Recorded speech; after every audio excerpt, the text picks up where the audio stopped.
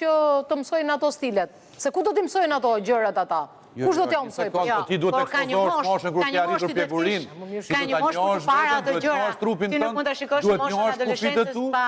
Pra ti duhet të vendosësh kufi për të tjerë, se në këtë mënyrë ti nuk mëson që të vendosësh kufi për të tjerë. E ekspozon veten ndaj marrëdhënieve të cilat nuk janë të shëndetshme. Ekspozon veten në marrëdhënie seksuale. Mua ne kemi mësuar vetë, duke diskutuar me njëri tjetrin, duke dëgjuar se... Po si mirë ke mësuar vetë? Unë ne kemi para viteve 2000, jemi në vitin 2000. Po mirë pra mirë. Edhe unë vetë kam mësuar, po... Sot teknologjia, atëherë kemi mësuar vetë. Shiko, kemi mësuar mirë, se është desfit kjo. Se di, Rudina duhet ta thotë. Rudina dhe doktoresh.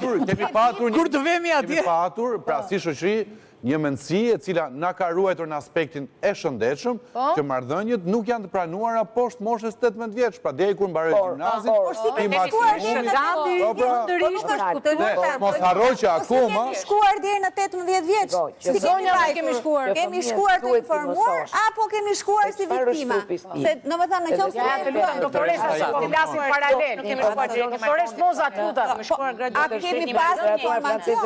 A kemi pasur informacion në moshën 18 vjeç? Kemi mesazhi. Ky është risku, ekspozimin e informacionit. Livia, mesazhi. Mesazhi që unë do jepja është, siç pyetet, unë mendoj se është pak vonë, pra për të ndryshuar një brez të tërë që ka, domethënë, shumë problematika ndaj marrëdhënies seksuale, pornografisë, marrëdhënieve midis njerëzve, dhe mendoj se nëse duam ndryshim dhe të ecim përpara nga kjo pikë ku jemi, është të fillojmë që në sistemin edukativ dhe familjen. Nuk duhet të kemi turp të flasim për këto lloj temash, sidomos nëse mosha pra e marrëdhënieve seksuale sipas doktoreshës vjen dhe ulet. Okej. Birgit? Të gjithë duhet të kuptojmë diçka që njeriu që të përfshihet në një raport duhet të arrijë jo vetëm pjekurinë fizike, por edhe emocionale. Dhe sigurisht që këtë rol, ashtu siç e tha dhe Livia, duhet ta luajë edhe familja, edhe shkolla. Dhe nuk duhet të jetë më tabu që ti të flasësh me fëmijët e tu për intimitetin e tyre, për pjesët e tyre private, pra edhe trupit, dhe sigurisht që ti mësojmë se si duhet ta trajtojnë veten, trupin dhe personalitetin e tyre. Doktoresha? Unë kam ngul bërja e check-upeve është domosdoshmëri.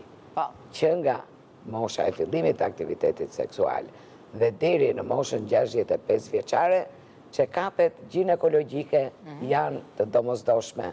Mendoni, një analizë screening siç është pap testi shpëton jetë, një vizit e gjirit, apo një eko i gjirit e bërë ashtu siç duhet shpëton jetë.